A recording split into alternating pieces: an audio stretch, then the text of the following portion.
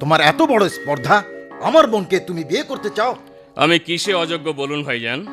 টাকা, গাড়ি, বাড়ি, সম্পদ সবই আমার আছে। তাহলে শুধু টাকা আর সম্পদ থাকলেই মানুষ যোগ্য হয় না, যোগ্য হতে হলে আরো কিছুর প্রয়োজন হয়। ভাইজান, আমি আজমল খান। আমার হাত অনেক লম্বা। ইচ্ছে করলে নিপাকে তুলে নিয়ে বিয়ে করতে পারি, কিন্তু না, আমি চাই আপনি দাঁড়িয়ে থেকে আমাদের বিয়ে দেন। আজমল! ভাইজান, আপনি এত উত্তেজিত হবেন না তো। আজমল, তুমি কিন্তু তোমার সীমা লঙ্ঘন করছো। আমি জানি সহজে কোনো কিছু না পেলে কিভাবে তা পেতে হয়। আপনার বোন নিপা তো একাই ভার্সিটিতে যাতায়াত করে, তাই না? করে, তাতে কি হয়েছে? না, কিছু হয়নি। তবে আমার সাথে বিয়ে দিতে রাজি না হলে বুঝতেই পারছেন। তুমি যদি নিপার কোনো ক্ষতি করার চেষ্টা করো তাহলে এর পরিণাম ভালো হবে না। এই আজমল খানের কিচ্ছুই আপনি করতে পারবেন না। আমার প্রস্তাবটা একটু ভেবে দেখলে খুশি হব। আসি।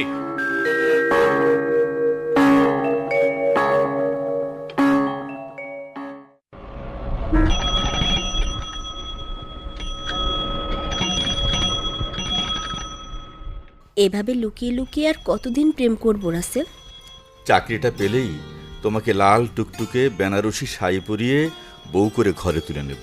বেশি দেরি হলে বর্গিরা হামলা করে নিয়ে যেতে পারে। কোনো বর্গী তোমাকে আমার কাছ থেকে নিতে পারবে না। জানো রাসেল, ভাইয়া কার সাথে যেন আমার বিয়ের ব্যাপারে কথা বলছিলেন। ছেলেটা নাকি হ্যান্ডসাম, ভালো চাকরিও করে। তাহলে তো অশুভ সংকেত পরিলক্ষিত হচ্ছে। বাবা জরুরিভাবে বাড়ি যেতে বলেছেন। বাড়ি থেকে এসেই তোমাকে কাজী অফিসে নিয়ে যাব। সত্যি বলছো রাসেল? হ্যাঁ, সত্যি বলছি।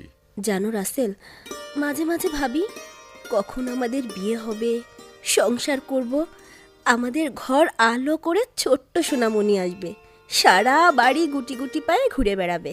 একটু সবুর করো ডিয়ার, সব পাবে। কথায় আছে না, সবুরে মেওয়া ফলে। তুমি বাড়ি থেকে তাড়াতাড়ি ফিরবে কিন্তু, আমার আর তর্স হয়েছে না। চলো ফেরা যাক। আহা, আর একটু থাকো না লক্ষ্মীটি, এই তো কেবল এলাম, এরই মধ্যে যাবার তারা। কটা বাজে সেটা খেয়াল আছে ম্যাডাম? ও মাই গড, বিকাল 5টা। ভাইয়া আজ আর আস্ত রাখবে না, জলদি চলো।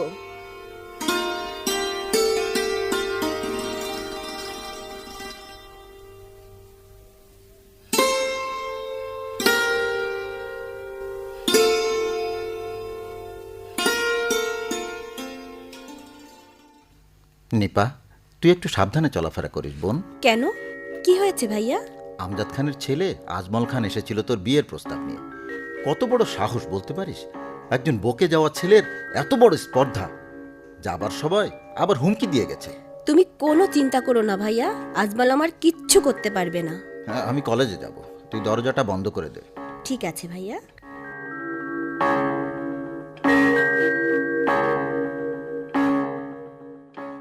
রাসেল আমার সাথে এমন বিশ্বাসঘাতকতা করবে আমি কখনো ভাবতে পারিনি। যাকে জীবন দিয়ে ভালোবাসতাম সেই রাসেল আমাকে এভাবে ঠকাবে ভাবিনি। আমি তোমাকে ঘৃণা করি রাসেল, ঘৃণা করি, ঘৃণা করি।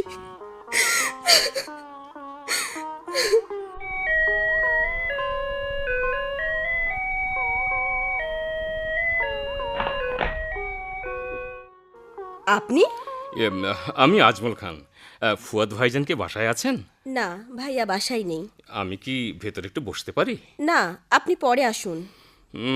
কেউ না থাকলেই তো আপনার সাথে কথা বলতে সুবিধা। কি বলতে চাইছেন আপনি? জি, বলছিলাম ফুয়াদ ভাইজান যখন বাসায় নেই তখন কাজটা আপনার সাথেই সেরে নেই। বললাম তো পরে আসুন। আহা, রাগ করছেন কেন ম্যাডাম? এত কষ্ট করে যখন এলাম তখন একটু পুষিয়ে নেই। খবরদার, খবরদার সামনে এগোবেন না, খবরদার, আমি কিন্তু চিৎকার করব। তোমার চিৎকার কেউ শুনবে না, কেউ না। এসো আমার কাছে, এসো, এসো। আর কাছে আসলে ভালো হবে না কিন্তু। ভালো হবে না? ভালো হবে না, তাই না? তোকে পাওয়ার জন্য আমি অনেক দিন অপেক্ষায় ছিলাম, কিন্তু সুযোগ পাইনি। আজ যখন পেয়েছি তখন একেবারে তোকে। খবরদার, খবরদার, যতদূর সামনে এগিয়েছিস আর না। বিয়ে করতে চেয়েছিলাম বলে তোর ভাই আমাকে অপমান করেছিল। কিসে আমি অযোগ্য? টাকা, বাড়ি, গাড়ি, অর্থ, সম্পদ কিসে? শুধু টাকা অর্থ সম্পদ থাকলেই মানুষ যোগ্য হয় না। যোগ্য হতে হলে শিক্ষার চরিত্রবান হতে হয়। শিক্ষা, চরিত্রবান? এই দুনিয়ায় যার টাকা বেশি সেই যোগ্য, সেই ক্ষমতাবান। অর্থবিত্ত না থাকলে তার মূল্য কানা করিও নেই। অনেক লেকচার দিয়েছিস তুই, এবার তোকে। তোমরা কে কোথায় আছো? আমাকে বাঁচাও। তোকে বাঁচাতে কেউ আসবে না, কেউ না। আল্লাহ যদি সহায় হয় নিশ্চয়ই কেউ আমাকে রক্ষা করতে আসবে। আল্লাহ! নিপাকে ছেড়ে দে শয়তান। কে কে এই সময় এখানে? তোর জম। রাসেল, তুমি? হ্যাঁ নিপা, আমি এই বদমাইশটা আমাকে। আমি ওকে এখনই সাহায্য করছি। বল শালা, আর এমন কাজ করবি? বল। তুমি আমার গায়ে হাত দিয়ে ঠিক করলে না রাসেল, আমি কিন্তু ওর প্রতিশোধ নেব। আচ্ছা, সে দেখা যাবে। আমি এক্ষুনি পুলিশে খবর দিচ্ছি। রাসেল, তুমি না এলে আজ আমার। দূর পাগলি, আমি না এলে কেউ না কেউ তোমাকে রক্ষা করতে নিশ্চয়ই আসতো। রাসেল, আমি তোমার কাছে ক্ষমা চাইতে এসেছি নিপা। তুমি আমাকে ক্ষমা করে দাও। ক্ষমা? কিসের ক্ষমা? এমন কি অন্যায় করেছো তুমি যে তার জন্য ক্ষমা চাইতে এসেছো? হ্যাঁ নিপা, আমি তোমার প্রতি চরম অন্যায় করেছি। তুমি ক্ষমা না করলে আমি যে। তুমি তো কোনো অন্যায় করনি, তাহলে কেন অযথা ক্ষমা চাইবে? তোমার সাথে আমি বিশ্বাসঘাতকতা করেছি, এটা কি অন্যায় নয়? তুমি এর পরও বলবে আমি অপরাধী নই? রাসেল, সত্যি নিপা, নিজেকে আজ বড় বেশি ছোট মনে হচ্ছে। অপরাধের যন্ত্রণায় আমার সারা দেহ ক্ষতবিক্ষত। আমি তোমার ফুলের মতো জীবনটা নষ্ট করে দিলাম। আমার আর কথা বলতে ভালো লাগছে না। I am very tired, please leave me alone. Nipa, Nipa, তুমি আমাকে ক্ষমা না করলে আমি মরেও শান্তি পাবো না। আমাকে ক্ষমা করে দাও। হাত ছাড়ো, হাত ছাড়ো রাসেল। আমি আর এ ব্যাপারে কোনো কথা বলতে চাই না, তুমি যাও। নিপা, শোনো নিপা, শোনো। আমাকে নিয়ে তুমি যে স্বপ্ন দেখেছিলে সেই স্বপ্ন আমি ভেঙে চুরমার করে দিলাম। আমার এই অক্ষমতাকে তুমি পারলে ক্ষমা করে দিও, ক্ষমা করে দিও।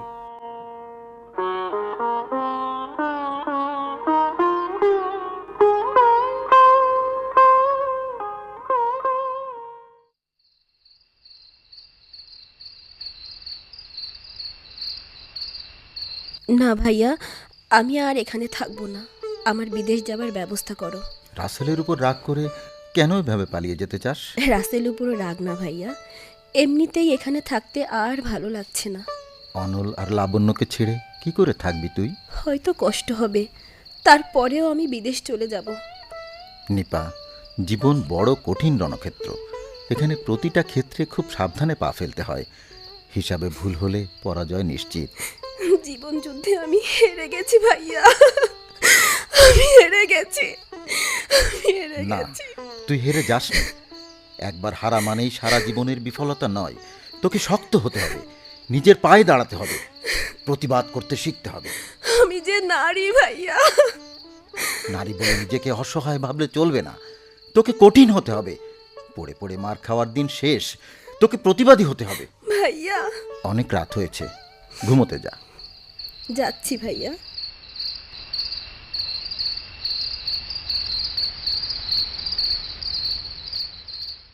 তুই আবার এসেছিস আজমল? হ্যাঁ।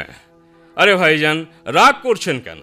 বোনের বিয়ে না হয় আমার সাথে দিলেন না, কিন্তু অন্য কিছু তো দিতে পারেন। অন্য কিছু মানে? অন্য কিছু মানে এই বাড়িটা আমার চাই। আজমল, তোর এত বড় সাহস! আমার বাড়ি দখল করতে এসেছিস? বেরিয়ে যা, বেরিয়ে যা আমার বাড়ি থেকে। আমি আজমল খান। আমার সম্পর্কে আপনাকে তো আর নতুন করে কিছু বলার প্রয়োজন নেই, তাই ভালোই ভালোই বলছি, বাড়িটা আমার নামে লিখে দেন, তা না হলে। আজমল! এই, তোর দাঁড়িয়ে দেখছিস কি? সালারে দিয়ে স্ট্যাম্পে সই করিয়ে নে। আজমল, তোকে আমি পুলিশে দেব। পুলিশে দেবে? পুলিশে দেবে আমাকে? পুলিশকে জানিয়ে কোনো লাভ হবে না, তার চেয়ে লক্ষ্মী ছেলের মতো সই করে দে। না, আমি সই করব না, কিছুতেই না। তোরা দাঁড়িয়ে দেখছিস কি? সই যখন করবে না তখন আর ওকে বাঁচিয়ে রেখে লাভ কি? পিস্তলটা আমার হাতে দে, একটা গুলি মেরে শেষ করে দিই। দে।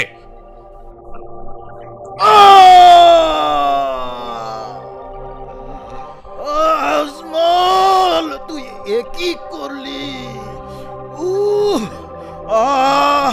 শিউলি, শিউলি! কি হয়েছে তোমার? এ কি রক্ত? আল্লাহ, এ কি হলো তোমার? শিউলি, আজমল আমাকে গুলি করেছে। আমি আর সহ্য করতে পারছি না। আমি আর বাঁচবো না শিউলি। না, তুমি ও কথা বলো না, তুমি বাঁচবে। আমি তোমাকে এক্ষুনি হসপিটালে নেওয়ার ব্যবস্থা করছি। ফুয়াদকে বাঁচাবে? হসপিটালে নেবে? এই, শালিরে নিয়ে চল। কাল পত্রিকায় বের হবে, স্ত্রীর হাতে প্রফেসর ফুয়াদ খুন, হত্যাকারী স্ত্রী শিউলি পলাতক। ছাড়, ছাড় আমাকে শয়তান, ছাড়। এই, দাঁড়িয়ে দেখছিস কি? ওকে নিয়ে চল। ওগো, ওগো, আমি তোমাকে বাঁচাতে পারলাম না গো। ওই শয়তানের দল তোমাকে বাঁচতে দিল না, বাঁচতে দিল না।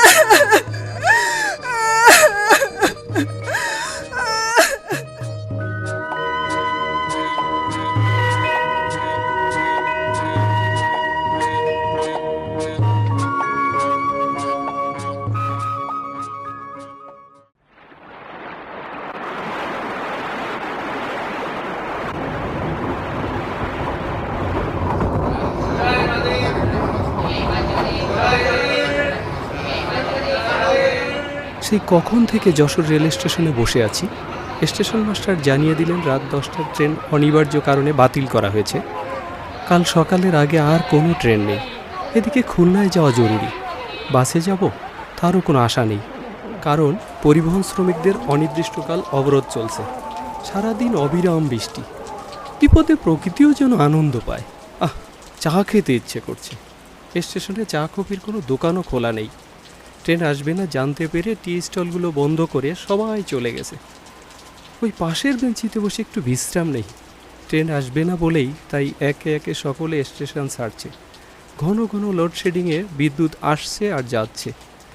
বৃষ্টির দিনে লোডশেডিংও একটু বেশিই হয়। স্টেশন ফাঁকা। ধীর পায়ে কে যেন এদিকে আসছে। মহিলা বলেই তো মনে হচ্ছে। কে এই মহিলা? আর কেনই বা এই স্টেশনে? এক্সকিউজ মি, আমি কি আপনার পাশের সিটে বসতে পারি? Sure, sure. Thank you. এত রাতে আপনি? আমি ভার্সিটি থেকে আসছি। দু গ্রুপের মারামারিতে হোস্টেল বন্ধ হওয়ায় বাড়িতে ফিরছি। এসে দেখি ট্রেন নেই। বেশ মুশকিলে পড়ে গেলাম। এখানে থাকার মতো কোনো আত্মীয় নেই যে সেখানে রাতটা থাকবো। Don't mind. আপনার বাড়ি কি খুলনায়? হ্যাঁ, খুলনার খালিশপুর। খালিশপুরে? কেন, ওখানকার কাউকে কি আপনি চেনেন? চিনি মানে? আরে ওখানেই তো আমার মামা বাড়ি। ও, তাহলে তো ভালোই হলো, দুজনে একসাথে যাওয়া যাবে। সবই তো ঠিক আছে ম্যাডাম, কিন্তু যাবেন কেমন করে? ট্রেন নেই, বাসে যাওয়া যাবে না। তাছাড়া বাইরে অজোরে বৃষ্টি ঝরছে। আশেপাশের রাস্তাগুলো পানির নিচে। বিপদ এলে যেন চারিদিক থেকেই আসে। আর যা বলেছেন। আপনার পাশের সিটে বসেছি, কোনো প্রবলেম হচ্ছে না তো? না না, প্রবলেম হবে কেন? একা ছিলাম, আপনি আসায় বেশ ভালোই সময় কাটছে। উপায় কি বলুন? বাইরে মুষলধারে বৃষ্টি, আশেপাশে রিক্সা ভ্যানও দেখছি না যে, তাতে করে অন্তত একটা হোটেল পর্যন্ত যেতে পারি। বাই দা বাই, দুজনে অনেকক্ষণ বসে কথা বলছি, অথচ কেউ কারোর নাম জানি না। আমি অনল। আমি সুমনা। আপনার নামটা কিন্তু খুব চমৎকার। আপনারটা তো আরও বেশি ভালো, অনল।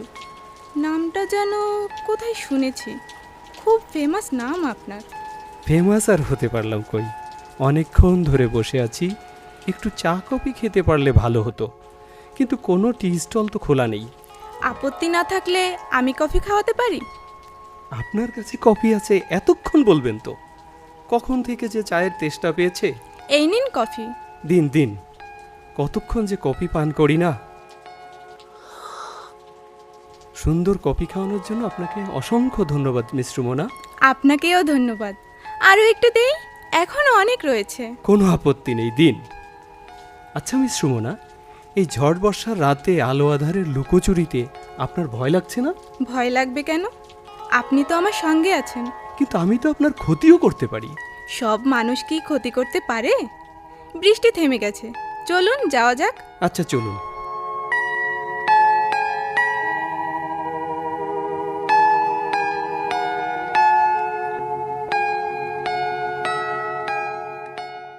মিস সুমনা, একটা অসুবিধা হলো যে হোটেলে মাত্র একটা রুম খালি আছে, তাতে আবার বেডও একটা। তাহলে কি আর করা, চলুন কোনো পার্কে গিয়ে বেঞ্চিতে ঘুমিয়ে রাতটা কাটিয়ে দিই। এসব কি বলছেন আপনি? আমি তো ঠিকই বলছি। এই একবিংশ শতাব্দীতে এসেও কুসংস্কার মুক্ত হতে পারলেন না। দুজন মানুষ, একটা ঘর হলেই তো চলবে। সুমনা। কি হলো, আবার আমার দিকে তাকিয়ে থাকলেন যে? চলুন। হ্যাঁ হ্যাঁ, চলুন।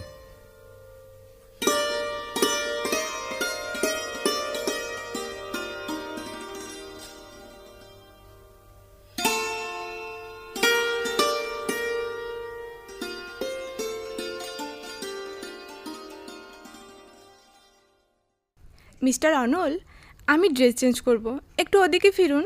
আমি বাইরে গিয়ে দাঁড়াই? না না, বাইরে যেতে হবে না, ওদিকে ফিরে থাকলেই চলবে। ওকে। আমার ড্রেস চেঞ্জ করা শেষ। দেখুন তো নাইটি পরে আমাকে কেমন লাগছে। অপূর্ব লাগছে আপনাকে, কালো নাইটিতে খুব সুন্দর লাগছে। সত্যি বলছেন আমাকে সুন্দর লাগছে?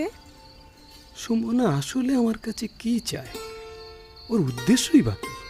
কি হলো, মনে মনে কি বলছেন? না কিছু না, রাত অনেক হয়েছে, ঘুমিয়ে পড়ুন। আমার যে ঘুম আসছে না মিস্টার অনল, চলুন না ছাদে গিয়ে বেরিয়ে আসি। এত রাতে ছাদে? বলি রাত কটা বাজে সে খেয়াল আছে কি? রাত মাত্র 1টা বাজে। একটাকে মাত্র বলছেন? ঘুমানোর অনেক সময় পাবো। আজ নয় কিছুটা সময় জেগে প্রাকৃতিক দৃশ্য অবলোকন করি।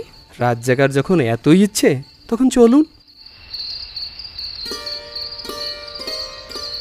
বৃষ্টির পর আকাশ পরিষ্কার, জ্যোৎস্নার আলো চারিদিকে ঝিলমিল করছে। রাতের নির্ঝুম নিস্তবতা চমৎকার লাগছে। কি হলো, আপনি কোনো কথা বলছেন না যে? কি যে বলবো ভেবে পাচ্ছি না। যারা কবি সাহিত্যিক তারা বুঝি কম কথা বলেন?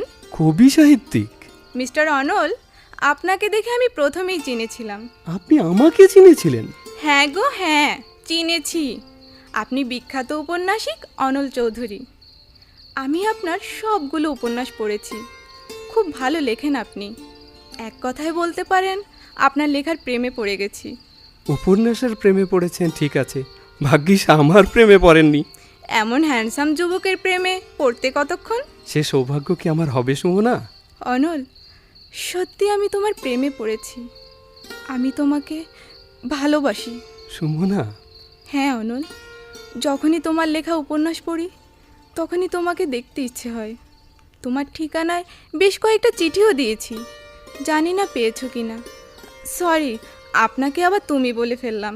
আমিও তো আপনাকে তুমি বলেছি, এখন থেকে আর আপনি নয়, তুমি। স্টেশনে প্রথম দেখায় তোমাকে আমার খুব ভালো লেগেছিল। হোটেলে ড্রেস চেঞ্জ করা, নাইটি পরা সবই ছিল তোমাকে পরীক্ষা করার জন্য। আমার মতো একজন যুবতীকে দেখেও তোমার স্বাভাবিকতা আমাকে আরও মুগ্ধ করেছে। সুমনা সত্যি তুমি এখনো ছেলে মানুষ, চলো ঘুমোবে। আর একটু থাকো না, বেশ ভালোই তো লাগছে। স্রষ্টার কাছে অনেক প্রার্থনা করেছি যেন তোমার সাথেই আমার দেখা হয়। আমার আশা তিনি পূরণ করেছেন। চিৎকার করে গাইতে ইচ্ছে করছে।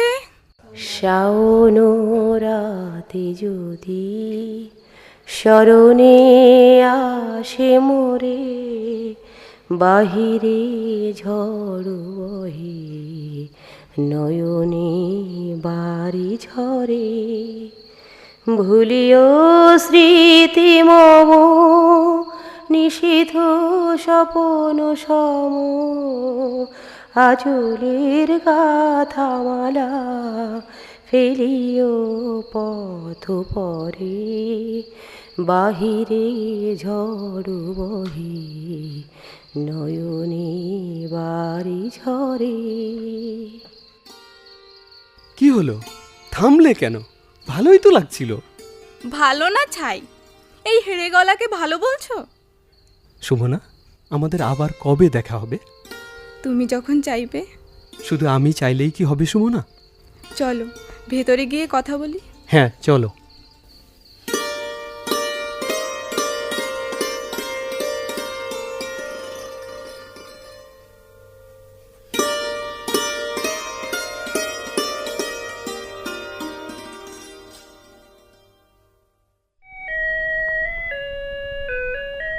এ সময় কে এলো আবার? তুমি? হ্যাঁ নিপা, আমি। চিনতে পেরেছো আমাকে? কেন চিনতে পারবো না তোমাকে? অত সহজে কি তোমাকে ভোলা যায়? এতদিন পর কোথা থেকে এলে রাসেল? সে অনেক কথা। তুমি কেমন আছো নিপা? এক প্রকার ভালোই আছি রাসেল। তুমি কেমন আছো? আর ভালো থাকা। জীবনের দৌড়ে আমি বেশ পিছিয়ে পড়েছি, বলতে পারো একেবারে শেষ প্রান্তে এসে পড়েছি। সেই সুদর্শন রাসেলের চুলে পাক ধরেছে। স্বাস্থ্যও আগের মতো নেই, চেহারায় আমূল পরিবর্তন হয়েছে। হ্যাঁ, অনেক ঘাত প্রতিঘাত উপেক্ষা করে আজও বেঁচে আছি। তাছাড়া সময়ের সাথে সাথে জীবনেরও তো পরিবর্তন হবেই। আমাকে ভেতরে যেতে বলবে না নিপা? হ্যাঁ, ভেতরে এসো। এসো, বসো এখানে। তা এতদিন কোথায় ছিলে? দেশের বাইরে ছিলাম। দেশের বাইরে? হ্যাঁ, দেশের বাইরে। জীবন জীবিকার জন্যে বিদেশে যেতে বাধ্য হয়েছিলাম। গতকাল ফিরেছি। কতদিন বিদেশে ছিলে? 20 বছর। 20 বছর? অবাক হলে বুঝি? তোমার বউ ছেলে মেয়ে? আর বউ ছেলে মেয়ে। কি হলো? তাদের কথা বলতে গিয়ে এমনভাবে আপসেট হয়ে গেলে কেন? Any problem? 20 বছর আগে বাবা, স্ত্রী অনামিকা আর মেয়ে সুমনাকে নিয়ে নিজে গাড়ি চালিয়ে মাগুরা যাচ্ছিলাম। প্রতিমধ্যে অ্যাক্সিডেন্টে বাবা আর স্ত্রী মারা যায় এবং আমি আর আমার মেয়ে ভাগ্যক্রমে বেঁচে যাই। তুমি এসব কি বলছো রাসেল? সবই পাপের শাস্তি নিপা, সব তোমার সাথে প্রতারণার ফল। নিজেকে এত অপরাধী ভাবছো কেন? তুমি তো তোমার কর্তব্য পালন করেছো। কর্তব্য পালন করতে গিয়ে তোমার প্রতি অবিচার করেছি। তোমার সব চাওয়া, তোমার সব স্বপ্ন আমি ভেঙে দিয়েছি। সত্যি আমি অপরাধী। আমি তো কোনো অভিযোগ করিনি রাসেল। ওসব কথা থাক। বলো বলো, তোমার মেয়ে সুমনা কোথায়? ওকে আমার প্রতিবেশী এক বোনের কাছে রেখে বিদেশে চলে গিয়েছিলাম। এখন ওরা খুলনা শহরেই আছে। দেখতে কেমন হয়েছে ও? নিশ্চয়ই তোমার মতো খুব দুষ্টু হয়েছে, তাই না? নিয়ে এসো না একদিন এখানে, ওকে দেখতে খুব ইচ্ছে করছে। ওর মায়ের মতো হয়েছে। আর দুষ্টুমির কথা বলছো? দেখার সময় পেলাম কই। ঘাত প্রতিঘাতের জীবন, তার সাথে কতদিন যে দেখা হয়নি।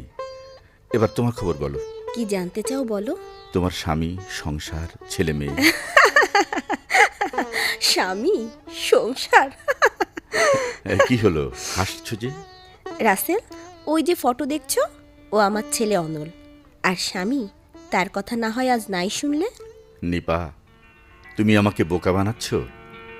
তুমি কি ভেবেছো আমি ফুয়াদ ভাইয়ের ছেলে অনলকে চিনতে পারিনি? সেই ছোট্টবেলায় অনলকে দেখেছি। তখন ওর বয়স 2 কিংবা 3 বছর। অনল এখন বাংলা সাহিত্যে মাস্টার্স করা একজন যুবক, চাকরিও করছে একটা প্রতিষ্ঠানে। দেখো কাণ্ড, দুজনে গল্প করেই চলেছি। তোমাকে তো চা খাওয়ানো হয়নি। একটু বসো, আমি চট করে চা করে আনছি। হ্যাঁ, তাই যাও। কথা বলতে বলতে গলা শুকিয়ে গেছে। এই সেই নিপা যে এক মুহূর্ত আমাকে না দেখলে পাগল হয়ে যেত। হাতে হাত রেখে কত কথাই না বলতো। আজ পাশাপাশি বসে থাকা সত্ত্বেও কেউ কারো হাত স্পর্শ করতে পারছি না। ভার্সিটির সেই দুর্দান্ত উচ্ছল মেয়েটা আজ একেবারে অন্যরকম। অবশ্য এর জন্য আমিই দায়ী। বাবাকে সাহস করে যদি বলতে পারতাম আমি নিপাকে ভালোবাসি, তাকেই বিয়ে করব, তা না করে বাবা মায়ের বাধ্য ছেলের মতো তাদের পছন্দের মেয়েকে বিয়ে করলাম। 20 বছর পর নিপাকে দেখছি, ও এখনো বিয়ে করেনি। তবে কি সে? একটু দেরি হয়ে গেল, নাও চা নাও। খুব সুন্দর চা হয়েছে। সেই আগের মতোই চা বানাতে পারো দেখছি। ইচ্ছে করলেই কি সবকিছু পরিবর্তন করা যায় রাসেল? নিপা, তোমাকে একটা কথা বলবো। বলো। আমরা কি আবার এক হতে পারি না? জীবনের সবকিছুই তো শেষ হয়ে এসেছে রাসেল। না নিপা, কিছুই শেষ হয়নি। তুমি চাইলে আমরা আবার নতুন করে সংসার করতে পারি। সংসার? নতুন সংসার? যখন সংসার করার কথা তখন করলাম না, আর এই বৃদ্ধ বয়সে? জীবনের মৃত দিনগুলোকে কবর থেকে তুলে পোস্টমর্টম করে কি লাভ বলো রাসেল? কান্নার যে দাগ আমার দু চোখে লেগে আছে, তাকে আর মুছে ফেলতে চাই না। তোমার দেওয়া সব ভালোবাসা স্মৃতির গহ্বরে আমি কবর দিয়ে দিয়েছি। নিপা, পুরনো স্মৃতি ঘাটলে শুধু দুঃখই বাড়বে। প্লিজ তুমি আর ওসব কথা মনে করে দিও না। সত্যি করে বলো নিপা, তুমি আজও আমাকে ভালোবাসো না? না না রাসেল, না, আমি ভালোবাসতে ভুলে গেছি। কান্নার জলে আমার সব ভালোবাসা মুছে গেছে। এই অবস্থা থেকে তোমাকে মুক্তি দিতে চাই নিপা। মুক্তি? না না না না রাসেল, আমাকে আর স্বপ্ন দেখিও না। সব স্বপ্ন আমার কাছে আর দুঃস্বপ্ন হয়ে গেছে। রাসেল, রাসেল তুমি যাও, তুমি যাও, আমাকে একা থাকতে দাও। নিপা, বাবা আর সুমনার মা মারা যাবার পর তোমাকে অনেক খুঁজেছি, কিন্তু পাইনি। ওই সময় যদি পেতাম তাহলে হয়তো এই অবস্থা আজ দেখতে হতো না। আমি চলে যাচ্ছি নিপা, জানি না তোমার সাথে দেখা হবে কিনা। তুমি আমাকে ভালো না বাসলেও আমি কিন্তু তোমাকে ভালোবেসে যাব। চলি নিপা, ভালো থেকো। রাসেল, আমি তোমাকে আজও ভালোবাসি। তোমার ভালোবাসার জন্য আমি সব কিছু বিসর্জন দিয়েছি। আমি তোমাকে আজও ভালোবাসি রাসেল, আমি তোমাকে আজও ভালোবাসি, ভালোবাসি, ভালোবাসি।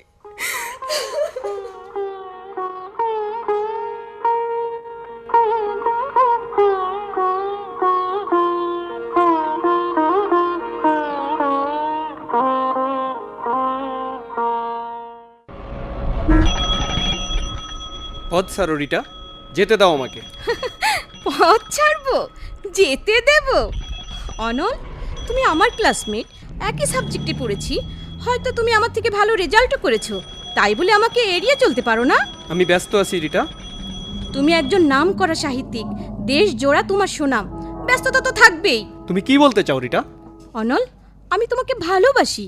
কিন্তু আমি তো তোমাকে ভালোবাসি না। ভালোবাসো না? তুমি আমাকে ভালোবাসো না? কিন্তু কেন অনল? আমি এই শহরের প্রভাবশালী ধনীর মেয়ে, তাছাড়া সুমনার থেকে কম সুন্দরীও না। তাহলে কেন তুমি আমাকে পছন্দ করো না? কেন ভালোবাসো না? অনেক টাকা আর ভালো চেহারা হলেই ভালোবাসা হয় না রিটা, ভালোবাসতে মন লাগে। সে মন কি তোমার আছে? তোমার নগ্নতা আর উচ্ছৃঙ্খল আচরণে ভার্সিটির বেশিরভাগ ছাত্রছাত্রী অতিষ্ঠ। সে যাক, এসব কথা তোমাকে বলে কোনো লাভ নেই। তুমি আমাকে যা খুশি বলো, আমি কিচ্ছু মনে করব না। শুধু একবার বলো, তুমি আমাকে ভালোবাসো অনল।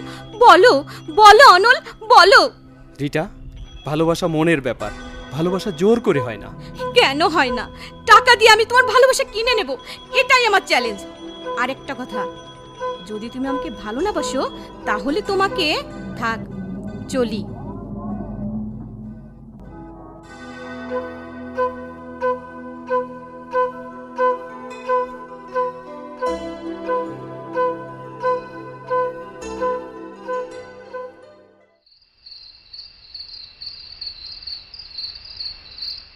না ঘুমিয়ে বসে বসে কি ভাবছিস বাবা?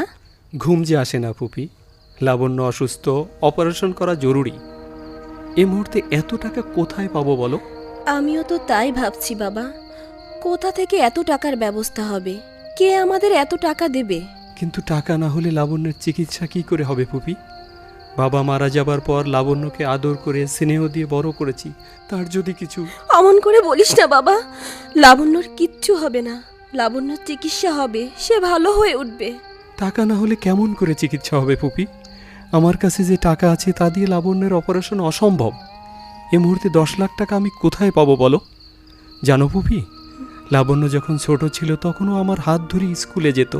সে বলতো আমি বড় হয়ে উকিল হব, বাবাকে যারা মেরেছে তাদের বিচার করব। সে ঠিকই ল বিষয়ে অনার্স পড়ছে। অনল, সে আরও বলতো, ভাইয়া আমার মা কি সত্যি বাবাকে মেরেছে? মা কি কখনো বাবাকে মারতে পারে? যারা বাবাকে মেরেছে তাদের বিচারের কাঠগড়ায় দাঁড় করাবো। হতাশ হোস নে বাবা, কোনো না কোনোভাবে লাবণ্যর অপারেশন হবে। আমি তো কোনো আশাই দেখছি না ফুপি। আমার কাছে মাত্র 2 লাখ টাকা আছে, এখন 8 লাখ টাকা। আমার এই গয়নাগুলো নে বাবা, বেচলে 1.2 লাখ হবে। না ফুপি না, তোমার গহনা আমি নিতে পারবো না। কেন নিতে পারবি নে? ফুপি, এই গহনাগুলো আমার বাবা তোমাকে দিয়েছিলেন, এগুলো বেচলে বাবার স্মৃতি মুছে যাবে যে। অনল, ফুপি তুমি চিন্তা করো না, কোনো না কোনোভাবে টাকার ব্যবস্থা করব। যাও তুমি ঘুমিয়ে পড়ো, অনেক রাত হয়েছে, আমিও ঘুমোবো। আচ্ছা।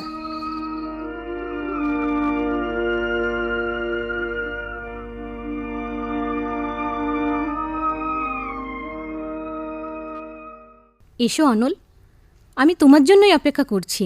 ভেতরে এসো, বলো তোমার সংবাদ কি?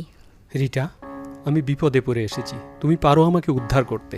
এখানে বসো, এবার বলো এমন কি বিপদে পড়লে যে আমার কাছে ছুটে আসতে হলো? লাবণ্য অসুস্থ, তার অপারেশন করা জরুরি, তাই। তাই টাকার দরকার, তাই তো? বলো কত টাকা চাই তোমার? 10 লাখ, 20 লাখ, যত টাকা প্রয়োজন নিয়ে যাও। বলো কত চাই তোমার? আপাতত 8 লাখ হলেই চলবে। মাত্র 8 লাখ টাকার জন্য রিটা খানের কাছে এসেছো অনল? আমাকে বললেই তো তোমার কাছে আমি টাকা নিয়ে যেতাম। তোমাকে আমি টাকা দেব, কিন্তু বিনিময়ে তুমি আমাকে কিছু দেবে না অনল? বলো কি চাও তুমি, বলো। অনল, বিনিময়ে আমাকে ভালোবাসতে হবে, আদর করতে হবে। না রিটা, না, এ আমি পারবো না। তুমি আমাকে ভালো না বাসলেও যে টাকাও পাবে না, আর টাকা না পেলে তোমার আদরের ছোট্ট বোনও যে বাঁচবে না। তুমি চাও না লাবণ্য বাঁচুক, সে আবার সুস্থ হয়ে উঠুক? চাই রিটা, চাই। লাবণ্যের কিছু হয়ে গেলে আমিও বাঁচবো না রিটা। আমি যে ওকে বড় বেশি ভালোবাসি রিটা।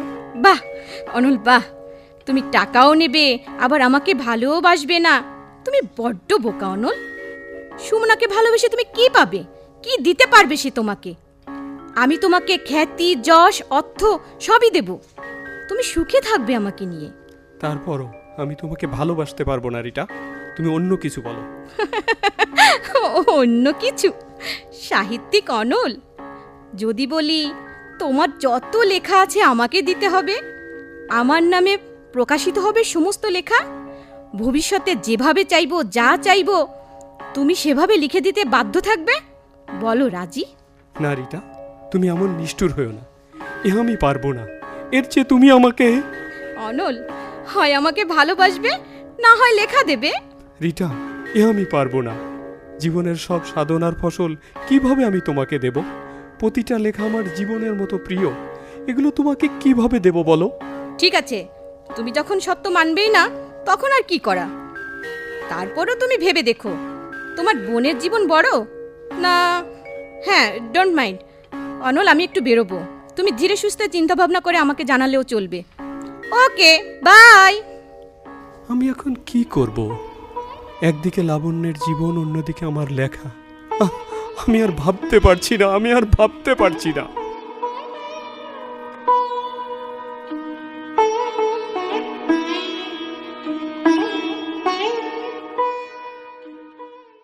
আমি আর পারছি না রাসেল, তোমার আমানত বুঝে নিয়ে আমাকে মুক্তি দাও। শাকিলা, জন্মের পর থেকে সুমনা তোমাকেই মা বলে জানে।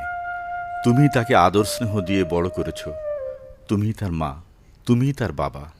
রাসেল, সুমনাকে আমি মাতৃস্নেহে বড় করেছি ঠিকই, তারপরও তুমি তো তার জন্মদাতা পিতা। জন্মদাতা পিতা, যে পিতা মেয়ের সামনে যে সাহস করে বলতে পারে না আমি তোর বাবা, সে কোন দাবি নিয়ে তার সামনে দাঁড়াবে বলো শাকিলা? তুমি তো তোমার সমস্ত কর্তব্যই পালন করেছো, মাসে মাসে টাকা পাঠানো, তার খোঁজ খবর নেয়া। কি আর করতে পারলাম তার জন্যে? সুমনার মায়ের মৃত্যুর পর আমি খুবই দুশ্চিন্তায় ছিলাম। তাকে নিয়ে কি করব, কেমন করে তাকে মানুষ করব, এই চিন্তায় রাতের পর রাত আমি ঠিকমতো ঘুমোতে পারিনি। তুমি যখন আমার মেয়েকে কোলে তুলে নিলে, তখন আমি ভাবনা মুক্ত হলাম। দেশের মায়া, সন্তানের মায়া ত্যাগ করে ভাগ্যান্বেষণে বিদেশে পাড়ি জমালাম।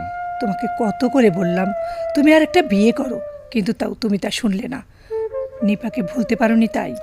ওসব কথা থাক না। আমার মেয়ে কোথায়? তাকে দেখছি না যে। ও অনলের সাথে বাইরে গেছে। অনল? ফুয়াদ ভাইয়ের ছেলে অনল। ও আচ্ছা, ও তো ভালো বন্ধু পেয়েছে। জানো রাসেল, সুমনা আর অনলের বিয়ের ব্যাপারে কথা বলতে নিপা আজ বাসায় আসবে। বলছো কি তুমি? এত বড় একটা সুখবর আমাকে আগে বলনি। বলার সময় পেলাম কই। সুমনা শাকিলার মেয়ে নয়, সে রাসেলের মেয়ে। রাসেল, তুমি আমাকে যে শাস্তি দিয়েছ, আমিও তোমাকে একই শাস্তি দেব। তুমি বুঝবে ভালোবাসার মানুষকে না পাওয়া কি যন্ত্রণা, কত ব্যথা।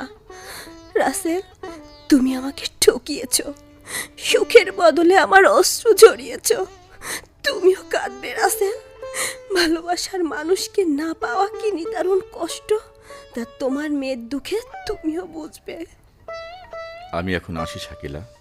তোমার মেয়ের সাথে দেখা করবে না? করব, কাল এসে দেখা করে যাব। আসি। এসো। বিকাল গড়িয়ে রাত হতে চলল, কিন্তু নিপা এখনো আসছে না কেন? ফোন করে দেখি একবার। হ্যালো হ্যালো নিপা, কেমন আছিস তুই? আসতে দেরি করছিস কেন? কি কি বললি? তুই কি আমার সাথে জোকস করছিস? অনলের সাথে সুমনের বিয়ে হবে না? কিন্তু কেন? কি এমন হলো যে হঠাৎ ডিসিশন চেঞ্জ করতে হলো? ওকে ওকে, আমি এক্ষুনি তোর বাসায় আসছি, এসে সব শুনবো।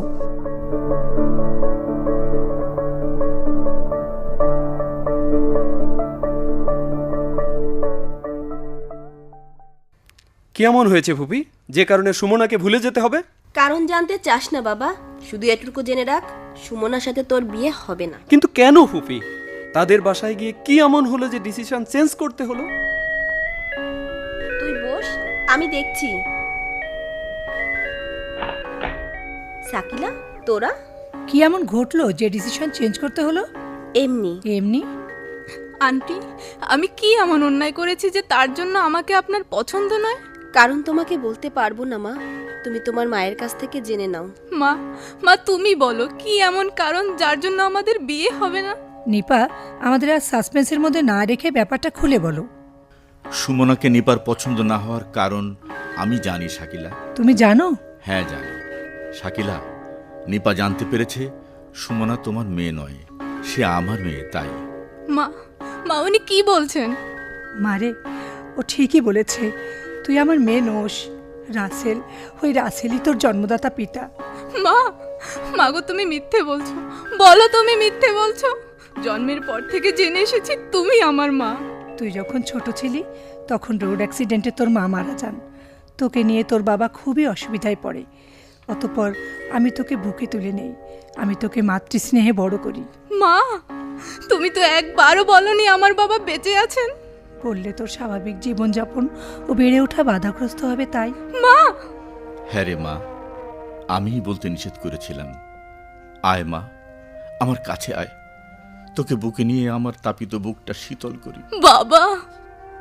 সুমনা, মা আমার, কতদিন যে তোকে আদর করিনি। রাসেল, আজ থেকে তোমার আমানত তোমার কাছেই থাকবে, আমার সব দায়িত্ব শেষ। শাকিলা, আমি সুমনার জন্মদাতা ঠিকই, কিন্তু তুমিই তো তাকে লালন পালন করেছ, তুমিই ওর মা। নিপা, আমরা এখন আসি। আসি কি রে সুমনা, আমার কাছে আয় মা। ফুলের মতো দুটো জীবনকে আমি আর নষ্ট করে দিতে চাই না। তোদের বিয়ে হবে। আন্টি! ফুপি!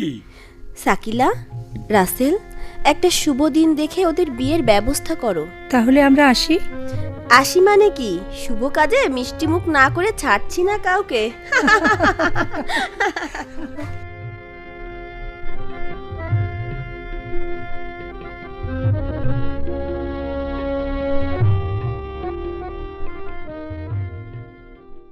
তুমি আমার কাছে কিছু লুকাচ্ছ অনল?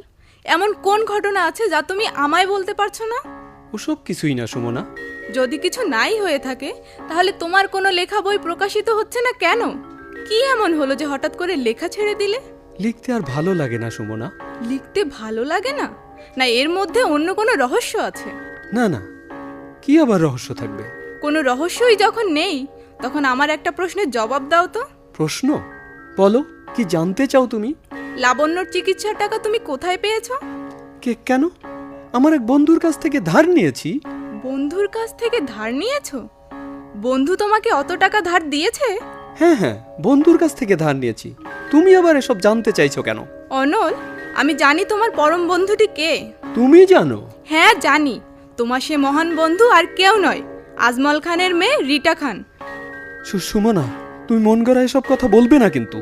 মন গড়া কথা বলছি, তাই না? এই যে উপন্যাসটি দেখতে পাচ্ছ, এটা রিটা খানের লেখা। যে উপন্যাসের জন্য তাকে সম্বর্ধনা দেওয়া হচ্ছে। তুমি কি অস্বীকার করতে পারো এটা তোমার লেখা না? না সুমনা, এটা আমার লেখা না। কি সব আবোল তাবোল বলছো তুমি?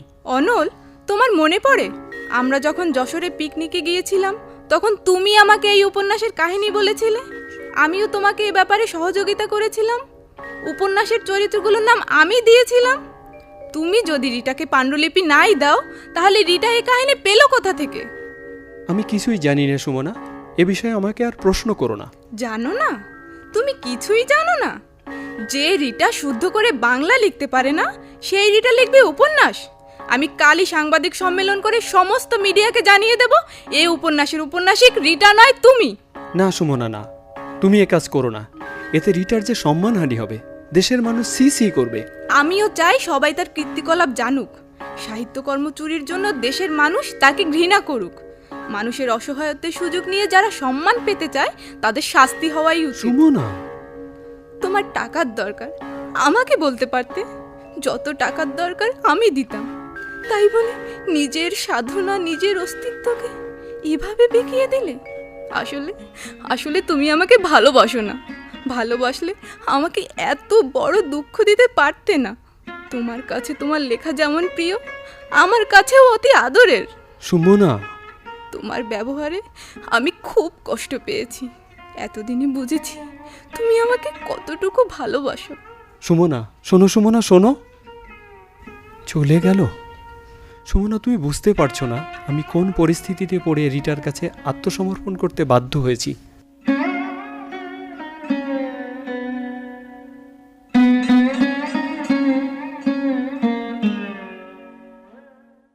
অনল, জিদের মাথায় আমি তোমার চরম ক্ষতি করেছি। সামান্য কয়টা টাকার জন্য তোমার সারা জীবনের সাধনা আমি কেড়ে নিলাম। নিজেকে খুব ছোট মনে হচ্ছে। আমি তোমাকে ভালোবাসি, কিন্তু তুমি আমাকে ভালোবাসো না বলে আমি তোমার উপর প্রতিশোধ নেবার জন্য এ কাজ করেছি। সাহিত্য জগৎ থেকে তোমার নাম মুছে ফেলতে চেয়েছিলাম। তুমি তো তোমার প্রতিশোধ ঠিকই নিয়েছো রিটা। তুমি আজ দেশের বিখ্যাত উপন্যাসিক, খ্যাতি, যশ, অর্থ সবই পেয়েছো। কিন্তু আমি কি পেয়েছি বলতে পারো রিটা?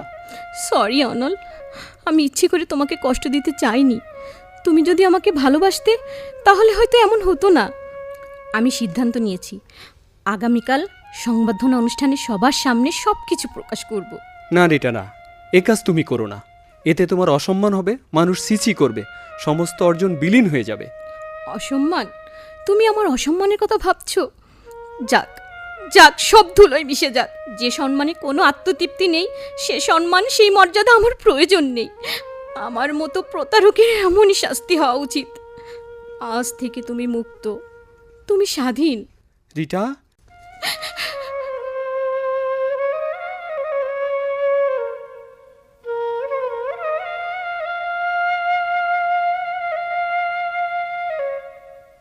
বাবা, অনুতাপের আগুনে আমি জ্বলে পড়ে অঙ্গার হয়ে যাচ্ছি। আমার মধ্যে পশুটা যায় আর নেই। প্রেম প্রত্যাখ্যিত হয়ে রাগের বশবর্তীতে নিজের জিদ রাখতে অনলের সাথে চরম অন্যায় করেছি। আমি এই অন্যায়ের, এই পাপের প্রায়শ্চিত্ত করতে চাই। অনলের সমস্ত ক্ষতিপূরণ দিয়ে তার কাছে জনসমক্ষে ক্ষমা প্রার্থনা করব। রিটা, আমি আজমল খান, সমাজের একজন প্রভাবশালী ধনাঢ্য ব্যক্তি। তুমি আমার একমাত্র সন্তান। তুমি যখন যা চেয়েছ তখন তাই দিয়েছি। তোমার কোনো কাজে আমি বাধা দিইনি, এবারও দেব না। কিন্তু মা, উপন্যাসের জন্য তুমি যে সম্মান পেয়েছ, সেই উপন্যাসে তোমাকে হেয় প্রতিপন্ন করবে। আমি বলি কি মা, তুমি এমন ঝুঁকি নিও না। বাবা, কেউ না জানুক, আমি তো জানি আমি কি অন্যায় করেছি। তরতাজা প্রতিভাবান একজন যুবককে আমি জিন্দা লাশ বানিয়ে দিয়েছি। সম্ভাবনাময় একজন লেখককে আমি শেষ করে দিয়েছি। ছি বাবা, আমি এত নীচ, এত ছোট। সত্যি বাবা, নিজের উপর খুব ঘৃণা হচ্ছে। ধিক্কার দিতে ইচ্ছে করছে নিজেকে। রিটা, আমি তিল তিল করে যে সম্মান প্রতিপত্তি অর্জন করেছি তা কোনোভাবেই বিকিয়ে দিতে পারি না। তাই কাল তুমি সম্বর্ধনা অনুষ্ঠানে যাবে না, এটাই আমার নির্দেশ। বাবা, তুমি আমাকে আর বাধা দিও না। আর বাধা দিলেও আমি শুনবো না। জীবনের বিনিময় হলেও আমি এই সত্য প্রকাশ করবই। রিটা, শোন মা, শোন। চলে গেল। আমি আজমল খান মানুষের কাছ থেকে শুধুই নিয়েছি, কিন্তু দিতে শেখিনি। এই সম্মান প্রতিপত্তি তুমিও বিলোতে পারবে না রিটা মামনি। তুমি শুধু বাবার ভালোবাসা দেখেছ, কিন্তু আজমল খানের অন্য রূপ তুমি দেখোনি।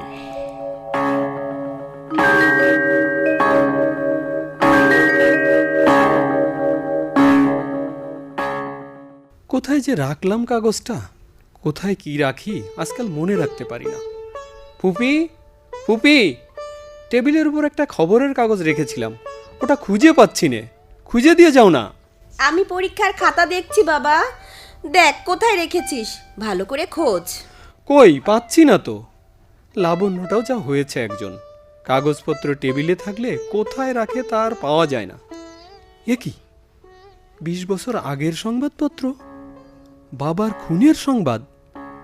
আমার মা বাবাকে খুন করেছে, মা পলাতক থাকায় তার অনুপস্থিতিতে আদালত বিচার কার্য সম্পন্ন করে এবং মাকে যাবজ্জীবন কারাদণ্ড দেয়।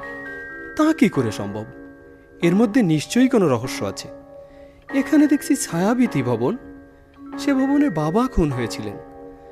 ছায়াবীথি ভবন, ছায়াবীথি ভবন, এই ভবনে তো রিটার ছোট চাচা সেলিম খান থাকেন। ফুপির কাছে শুনেছি বাড়িটা আমাদের ছিল, আমাদের বাড়িতে সেলিম খান কেন বাস করবেন? বাবা কি বাড়িটা বিক্রি করেছিলেন? বাবার খুনের সাথে সেলিম খানের কোনো সম্পর্ক থাকতে পারে, বিষয়টা পুলিশকে জানানো দরকার। ফুপি, আমি বাইরে গেলাম, গেটটা লাগিয়ে দিও। তুই যা, লাগিয়ে দেব, বেশি দেরি করিস না, তাড়াতাড়ি ফিরিস। ফিরবো ফুপি, ফিরবো।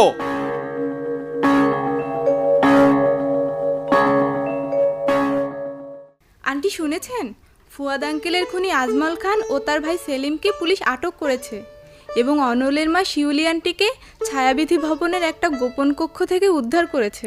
তুই এসব কি বলছিস মা? সমস্ত ইলেকট্রনিক মিডিয়া ফলো করে প্রচার করছে। আপনাদের ওই বাড়িটাও তারা জোর করে ব্যবহার করছিল। শিউলি ভাবি এখন কোথায়? পুলিশ উদ্ধার করে তাকে হসপিটালে ভর্তি করেছে। লাবণ্য আর অনলও হসপিটালেই আছে। চল চল মা, আমিও হসপিটালে যাব। চলুন আন্টি, জলদি চলুন।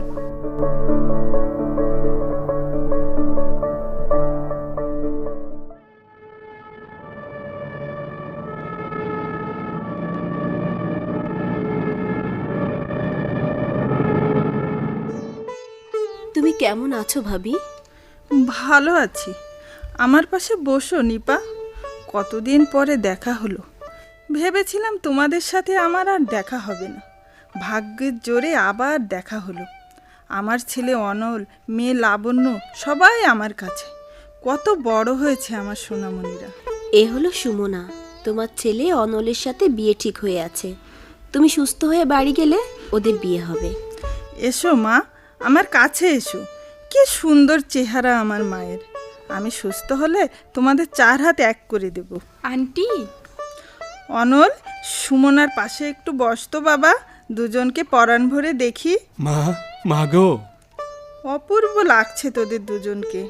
মা, ডাক্তার তোমাকে বেশি কথা বলতে বারণ করেছেন। কতদিন পর তোদের সবাইকে পেয়েছি, তা কথা না বলে কি থাকা যায়? সুস্থ হয়ে বাড়িতে গিয়ে যত ইচ্ছা কথা বলো। তোমার মেয়ে তো তোমার সাথে কোনো কথাই বলছে না, নিশ্চয়ই অভিমান হয়েছে মহারানীর। আয় মা, আমার কাছে আয়। তুই অভিমান করলে আমি কোথায় যাব বল? সেই ছোট্টবেলা তোদের ছেড়েছি, তারপর কেটে গেল অনেক বছর। অন্ধকার কক্ষে বসে শুধু তোদের কথাই ভেবেছি। তোরা কোথায় আছিস, কেমন আছিস, তোদের কথা চিন্তা করে দিন রাত চোখের পানি ফেলেছি আর খোদার কাছে মোনাজাত করেছি। হে খোদা, আমার সন্তানদের ভালো রেখো, সুস্থ রেখো। খোদার অশেষ রহমতে আমি তোদের কাছে ফিরে আসতে পেরেছি। আর কান্না নয় মা, তুমি তো আবার সবাইকে পেয়েছো মা। তুমি বিশ্রাম নাও, লাবণ্য তোমার কাছে থাকছে। আমি এখন আসি মা, রাতে এসে তোমার সাথে অনেক গল্প করব। অনল, কি হলো তোমার? তুমি অমন করছো কেন? হঠাৎ মাথাটা ঘুরে উঠল। তোর আবার কি হলো বাবা? নিপা, সুমনা, অনলকে ধরো। তুমি এখানে শুয়ে পড়ো, আমি ডাক্তার ডাকছি। এখন কি হবে আন্টি? অনল, কাঁদিস না, কাঁদিস না মা, সামান্য অসুস্থ হয়েছে, ট্রিটমেন্ট হলে ভালো হয়ে যাবে। তাই যেন হয় আন্টি, তাই যেন হয়। অনলে কি হয়েছে সুমনা? ও বিছানায় কেন? অনল অসুস্থ হয়ে পড়েছে।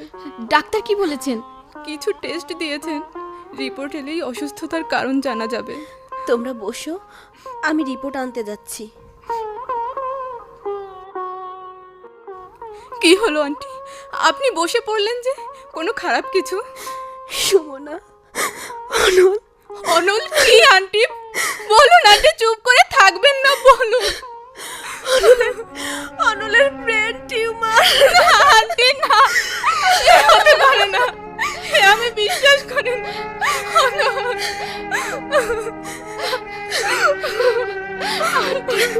যত টাকা লাগে আমি দেব, বিনিময় তাকে ভালো করে তুলতেই হবে। জানেন আন্টি, আমি অনলকে ভালোবাসতাম, কিন্তু সে আমাকে ভালোবাসতো না।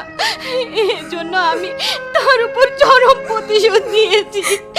তাকে আমি মানসিকভাবে অসুস্থ করে দিয়েছি। তার এই অবস্থার জন্য আমি দায়ী, আমি দায়ী। হ্যাঁ আন্টি, আমি তার অসহায়ত্বের সুযোগে তার সমস্ত সাহিত্যকর্ম কিনে নিয়েছি। বিনিময়ে তাকে দিয়েছি সামান্য কয়টা টাকা। তার লেখা উপন্যাসে আমি পরিচিতি পেয়েছি। তার কাছে আমি অনেক ঋণী। আমি এই ঋণের কিছুটা হলেও শোধ করতে চাই। না, আমি তার চিকিৎসার সব ব্যয় বহন করব। এই বিপদের দিনে দয়া করে তার সেবা করার একটু সুযোগ আমাকে দিন। সুমনা, আমি জানি অনল তোমাকে কত ভালোবাসে। ভালোবাসাকে তোমার কাছে ফিরিয়ে দেবার জন্যই আমি চেষ্টা করছি মাত্র। তোমার ভালোবাসা উপেক্ষা করার মতো সাধ্য অনলের নেই। অনল, তুমি সুস্থ হয়ে খুব শীঘ্রই আমাদের মাঝে ফিরে এসো। ভালোবাসার ছোঁয়া পেতে অনল আবার আসবে আমাদের মাঝে।